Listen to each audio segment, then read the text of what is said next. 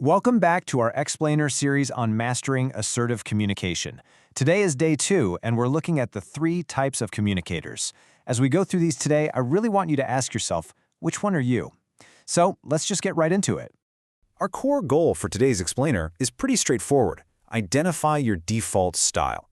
It sounds simple, right? But honestly, this requires some real honesty. Today's entire focus is all about self-awareness. We're going to figure out where our natural communication habits fall when the pressure is actually on. Because, it's super easy to be a perfect communicator when you're calm, you're relaxed, and everything is going your way. But what happens when the heat is turned up? What is your factory setting, your default? Well, that's exactly what we're going to unlock today. Okay, let's dive into this. We have absolutely all been there. Picture this. You're in a meeting, you are finally presenting that big idea you've been working on literally all week, and a coworker just keeps jumping in. They're talking over you, totally derailing your train of thought. It is incredibly frustrating, right? The pressure is suddenly on. So how do you actually react? We're going to look at 3 completely different ways you might handle this exact same scenario. Here is reaction number 1. Sorry, you know what? It's okay. You go ahead. Notice how that feels. You kind of physically shrink down in your chair, your voice drops, and you just hand over the floor, even though you totally had the floor first. You swallow your frustration, and you just let them take over the conversation entirely. And this brilliantly illustrates our first communication style, passive. Passive communication is all about yielding to others while sacrificing your own voice and boundaries. Sure, it's the path of least resistance in the moment, but it comes at a huge personal cost. You're basically telling the other person that their time and their words are somehow more valuable than yours. Let's break down exactly why that reaction was passive by looking at the underlying mechanics. First, look at the body language, shrinking, avoiding eye contact. You are literally trying to take up less space in the room. Then, the tone, quiet and hesitant. There's just no confidence in the delivery. And finally, the word choice, apologetic and minimizing. You are saying sorry when you didn't even do anything wrong. This entire mechanical setup absolutely guarantees that your message is going to be ignored. Now let's reset the scene. The coworker interrupts you again, but this time, you snap. "Excuse me, I am talking here. Stop cutting me off." You puff up your chest, your voice echoes in the room, and suddenly, all the oxygen is sucked right out of the meeting. Now we swing to the exact opposite extreme, the aggressive style. The definition here is key. It's forcing your voice and boundaries while totally disregarding others. If the passive style is about letting your boundaries be trampled, the aggressive style is about trampling everyone else's. You are certainly making yourself heard, but you're doing it in a way that completely alienates the people around you. Let's analyze the mechanics of this aggressive approach. Your body language becomes hostile. Maybe you lean forward and invade their space.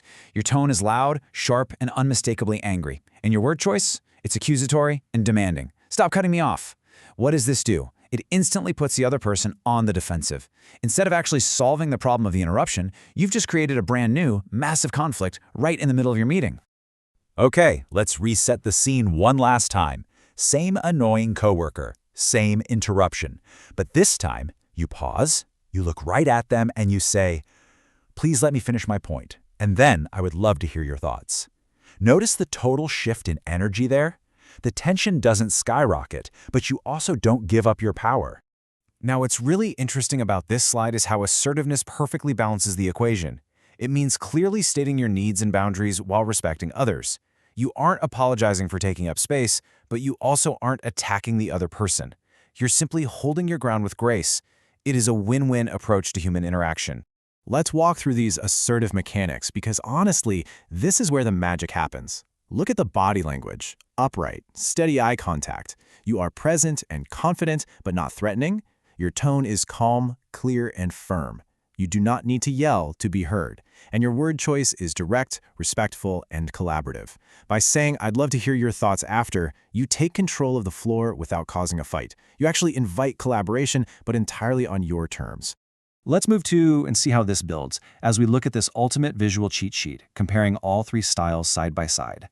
Just trace your eyes down the word choice column. See how we go from apologetic to accusatory to direct? Or look at the body language from shrinking to hostile to simply upright. This right here is your diagnostic tool. When you're feeling stressed in a conversation, think back to these mechanics and ask yourself, am I shrinking right now? Am I getting loud? Or am I upright and calm? So the crucial point is taking this from theory into the real world. Here is your day 2 practice. Identify your default style in one real interaction today. I'm challenging you on this. Sometime today, when you're talking to a partner, a barista, or a colleague, just observe yourself. When there's a tiny bit of friction, do you apologize unnecessarily? Do you get a little bit snappy? Don't even try to fix it just yet. Just identify it. Awareness is the absolute first step to mastery. I want to leave you with this final, provocative thought to wrap up today's explainer. The next time someone interrupts you, which communicator will you default to? Will you shrink? Will you explode? Or will you stand tall and assertive? The choice is entirely up to you. Take this question with you into your day, and I will see you back here for day 3.